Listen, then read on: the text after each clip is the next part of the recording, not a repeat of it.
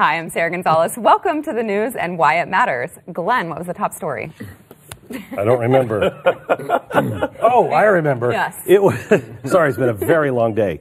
The National Guard and Donald Trump sending the National Guard. It's an outrage, you know. It's an outrage, unless you know the facts. Okay.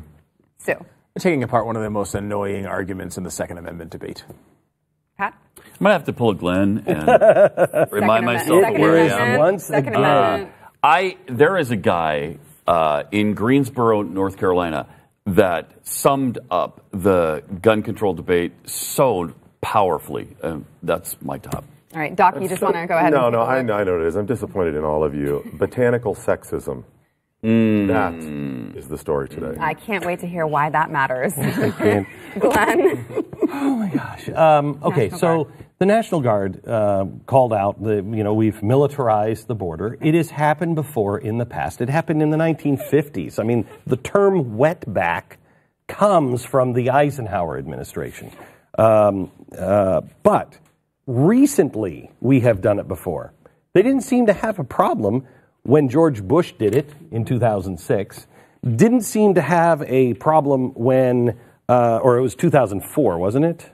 No, 2006. Didn't have a problem when Barack Obama did it as well in 2010. And now Donald Trump, it's a problem.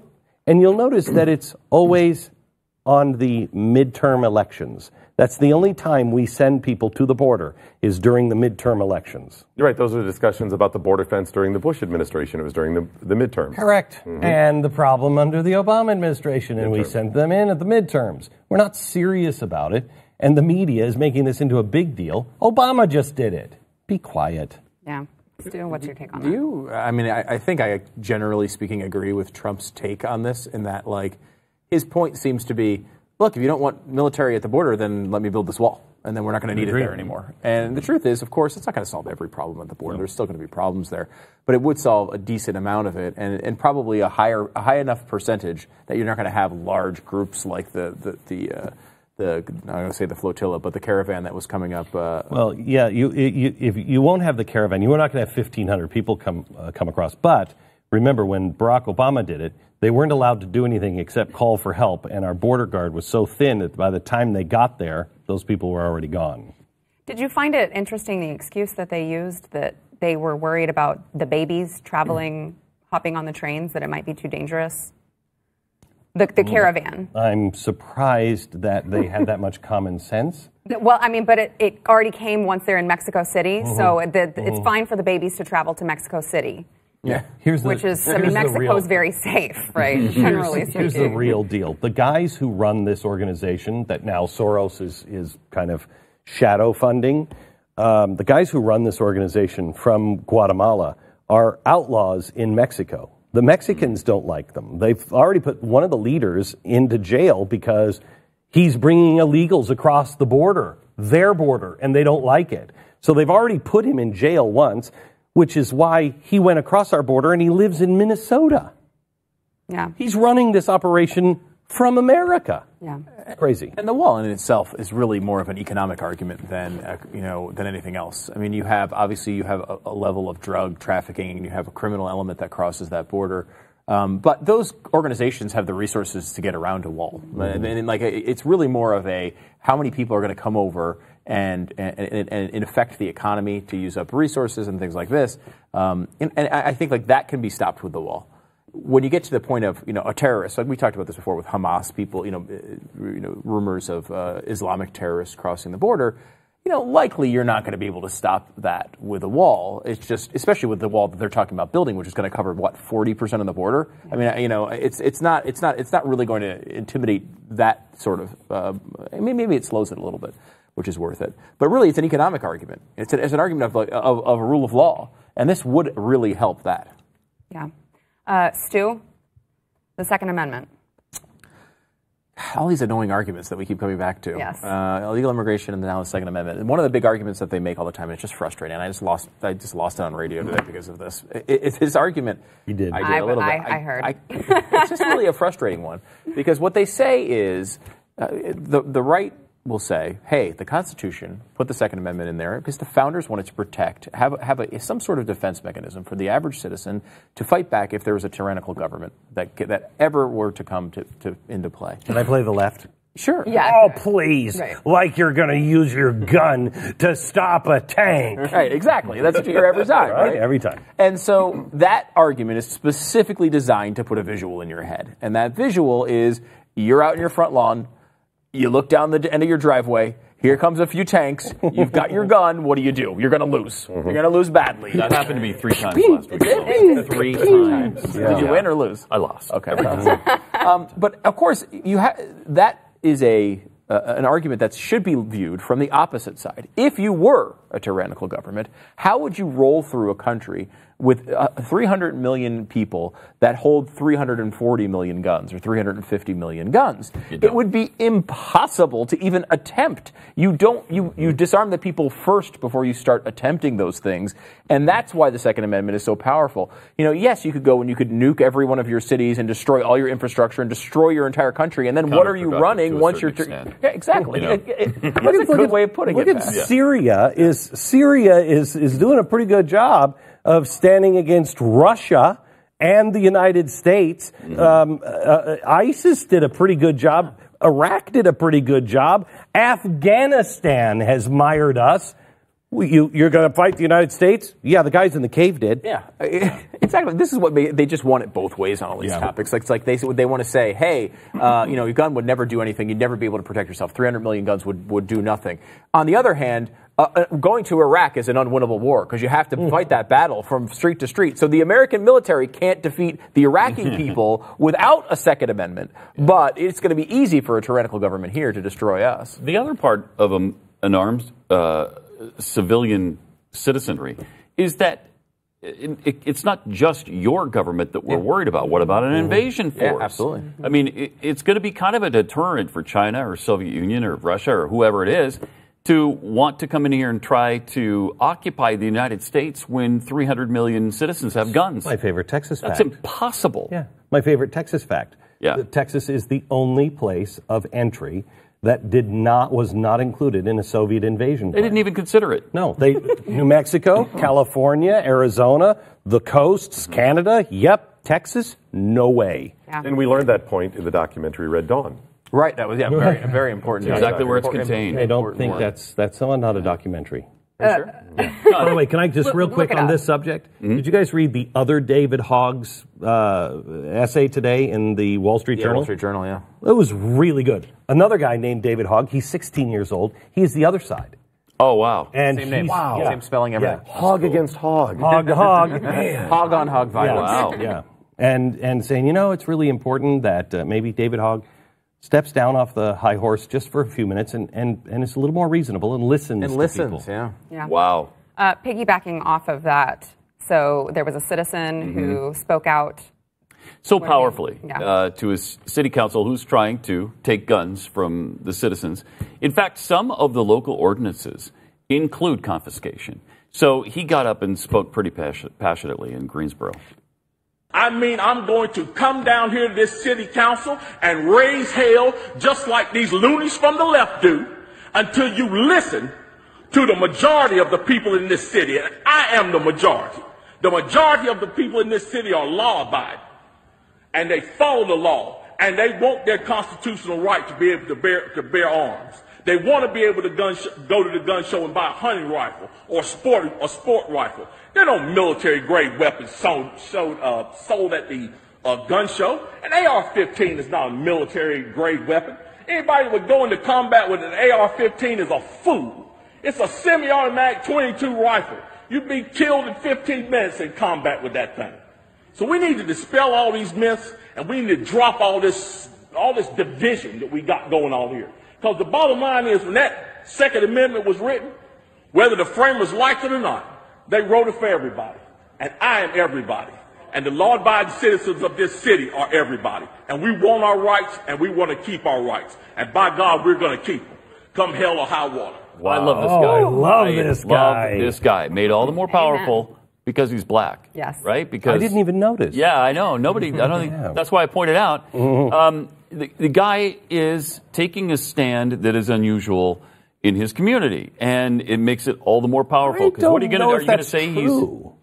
I don't know if that's true. Well, he actually spoke about police. And how they're being railroaded and misconstrued. Okay, well, that may be unpopular. There was a lot of stuff in that we didn't have time to present. He also made it very clear that when he talks about raising hell, he doesn't mean with guns. He doesn't mean violently. He meant, and he says, I'm going to be down here every day in your face talking about this issue. Really powerful. If more of us would take that kind of stand, just go to our city council meetings and make your feelings known like he did, and maybe we have a better chance to win this stuff. So what you're saying is, instead of getting on Twitter and being a keyboard warrior to everyone, maybe we should be talking actually show up at a meeting like this. Being calm, rational, reasonable. Yeah. I thought he was reasonable. But passionate. Passionate. And also retweet someone else doing it at a city council meeting. Well, you got to include the hashtag, though. Yes. Hashtag. The more hashtags, the better. Yes. I think. Okay, I don't even really want to ask, but I guess I have to. Can I just share? This is a serious topic. A lot of people suffer with allergies. Many people have said, why are they so bad this year? They seem to be getting worse and worse, and now we know why. Because of botanical sexism. A horticulturist in California said, the reason we have so much pollen is because people plant male trees disproportionately from female trees. I'm sick of it. Right. Sick of it. Right. This has been going on for years. So my wife won't let me because I ogle the female trees. Right. See? And she's like, you are looking at them as an object. You're not just a tree hugger. Right. You can't ever go hiking. Taking a little too far with the tree hugging. Hashtag So tree too. some trees have both, some plants both, and some are dioecious, which means that you are strictly male or female. Okay. And for years, people have said, I don't want to plant the female ones because the seeds and the pods drop down, causing debris. So they plant the male ones, which let off a lot more pollen. And because of this, it's botanical sexism, he says, and we've got to stop it in order to fight allergies. Now, a couple of cities, Vegas and Tucson, actually have ordinances in place where they are not planting male trees now. Vegas, between 1950s and 1990s, planted mainly male mulberry trees, and they registered about 10 years ago the highest pollen count ever in the history of America since we've been keeping track. And it was since we've been keeping track. And it was in an elementary school. So we're hurting kids with this botanical sexism. Can I tell you something? Wow. I'm going to come clean. This was actually from a female tree. This was her breast. And I took it and made it into this. Oh, I shouldn't have done that. I put it as a table. And let me ask you, have you ever planted a black walnut tree? No, I only plant red maple. Red maple? No, I have. No. This sounds like botanical racism to me as well. It is. Now he didn't mention that, but I'm curious. Okay, yeah, no. I'm all for the all white pines. All white pines. Okay. White aspens. Okay, good. But their solution seems to be actually more sexist than the problem. Yes, that's right. The solution is only one of the two sexes ever gets planted. Yes, that's right. Okay. Mm-hmm. Yeah. So here's the problem. Here's the thing. I don't think this. I don't think this is sexism. I think this was, I don't want to rake up after it or have that crap in my pool. It's called lazy. Yes, it's lazy. Now, there's one little other facet to this. People didn't just say, hey, let's plant the male trees only. The USDA actually suggested this after World War II. They're like, hey, we've had people planting a lot of trees. Why don't you plant the male ones? So this is actually a government suggestion. Oh, and it's causing a problem later. Yeah, I know. Wow. It's just unfair. I think that's the first time, actually, that's happened. All right, we got to take a break. Stay with us. Might be the second. There may have been one.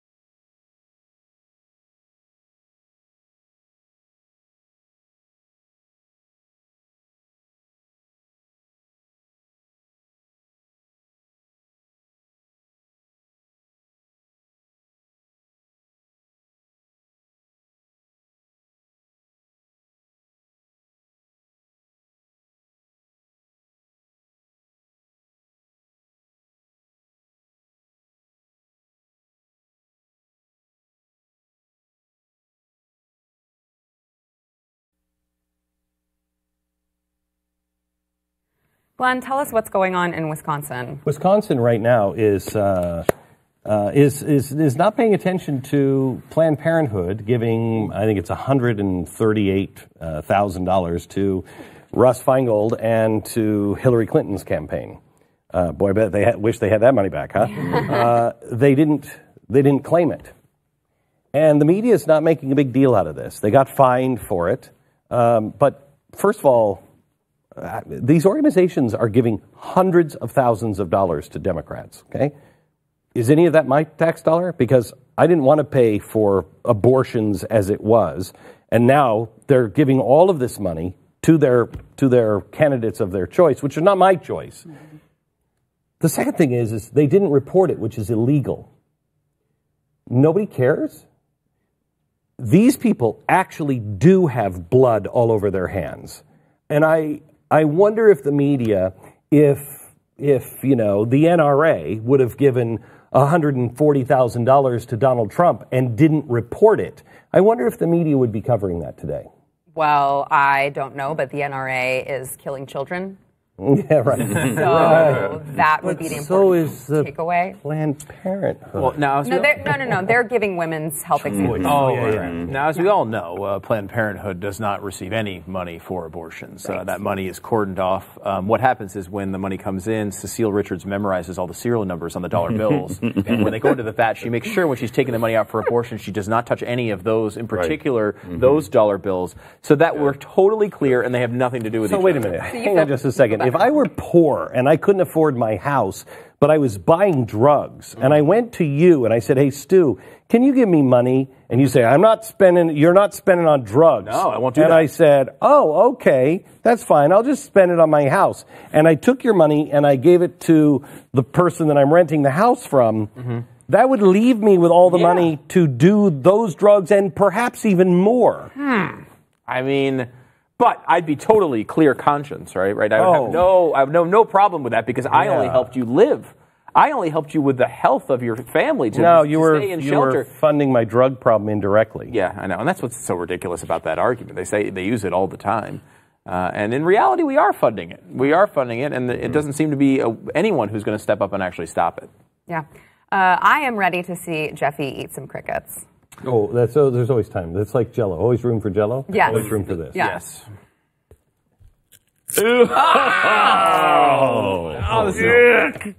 Not bad. Really? Not bad. In all honesty, if those things, Not bad. like now you know the taste of them. If you went to a party and there was a bowl, you know, where all the snacks were, and they were filled with, let's say, bacon and cheese crickets. Ooh, just got a leg caught in my throat. Sorry. Would you? It's so gross. Would you stick your hand in and take a handful and pop them down at the party? And not because you were being seen by somebody, just because you're like, oh, no, these aren't bad. Yeah, probably. You probably would. If the bacon and cheese crickets, yeah. Now, of course, this obviously assumes the ridiculous premise that you'd be invited to a party. Which we all know would not. No. Not so ridiculous because it is a party that is serving crickets. So. The crunch. Oh, and the larva. He was eating the larva, which was nasty looking. Okay, but we all knew that he was going to eat it, right? I mean, it was something that could be eaten. So Is there anything that he's refused to eat? There was one thing. I forget what it was. He has a very strange thing about sauces. He refers to all sauces as bougie sauce. He doesn't like it, and he didn't like the spice on the crickets either. He would have rather had them plain. Yeah, he advocated for not having them flavored like bacon and cheese. He'd rather just eat the cricket. Oh my gosh. He's a strange bird. Oh my gosh. I've seen him. I don't think he's part of the bird species. No? No, I don't think he has any bird in him. I got to say, he has bird in him. Lots of fried birds are in his belly, but nobody's better than Jeffy. I don't know how he does the stuff he does. He's an amazing human being. He really is. Pat, homelessness is on the rise in all EU countries except one. Except Finland. Finland has conquered this thing through their socialist policies. They're buying homes and giving them to the homeless people so the homeless people have a place to live. Problem solved. Problem solved. Well, the end. There's that. That's the end. That's and the end. it's 30 below zero, and nobody wants to live there when you're homeless. The homeless aren't exactly flocking to Finland. People in Miami aren't saying, I got nowhere to live. You know where it'd be a good place? The streets of Finland in the winter. So they provided one house. One guy was homeless, right? Yes. I was just in California, Santa Monica, destroyed because of the homeless problem. Because everybody is like, I'm going to live on the beach. Exactly. And you know what the city's doing? Giving them tents. Yep. Giving them tents. Wow. They're trying a universal basic income in Finland right now, too. They're doing a big experiment with it where they've given... Okay, Finland is not diverse at all. That's not a place. No, it is not diverse at all. It was interesting. They did this big report on it, and they showed how they're giving a certain amount. It was like $500 a week or something to all these people around the country that had no jobs. And they featured this one woman who's like, this is amazing. It gives me a chance to do all these things I've always been wanting to do. At the end of the report, they reveal she hasn't actually got a job yet. Like this whole thing was supposed to inspire her to take off the pressure of trying to figure out how to pay for things. In reality, of course. It's me every Saturday. On Friday, I'm making a list of all the things I'm going to do. On Saturday, I'm like, I'm just going to watch. I'm not going to do that. Doc, there was a new viral This was hilarious. Twitter post, right? So I found this tweet over the weekend, and now it's gone viral, and most people have seen it. A guy posted a story, a series of tweets, and ended up telling a story about how one of his coworkers was caught stealing somebody's lunch. And the first one says, coworker got his lunch stolen, and they've agreed to let him watch the security camera tape. This is the most exciting I've ever been at any job ever. Ever. And his excitement is so funny through this whole thing where he's like, oh my gosh, he walked out. My blood is cocaine right now. This is the most where he knows who it is. And he tells the tale about how the guy says, no, I don't want the person in trouble. But then they all know who the person is. And her reaction is he says catty things to her.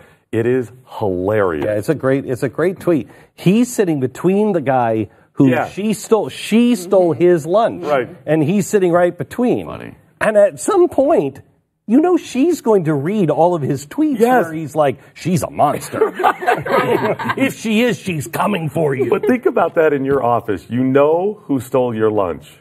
And that person is said, everyone else knows that someone stole it. And they see you come out of the little tape viewing. Why do you keep looking at Pat when you're... No, I just say this because I know the pain of having somebody steal your shrimp fried rice. I have also experienced this loss.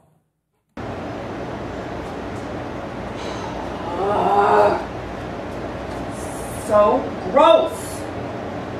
Order this.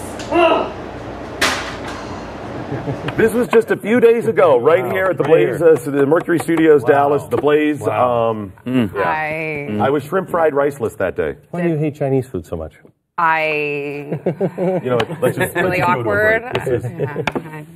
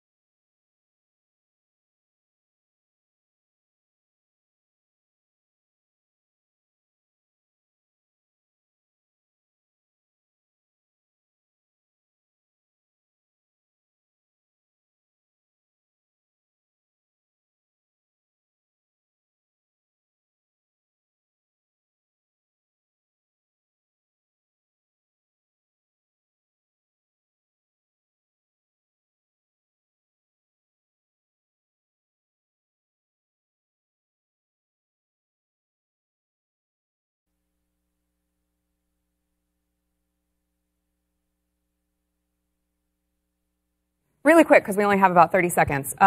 One of your fans wants to know, he's 49, getting married for the first time this summer. Advice, Doc. Is she hot?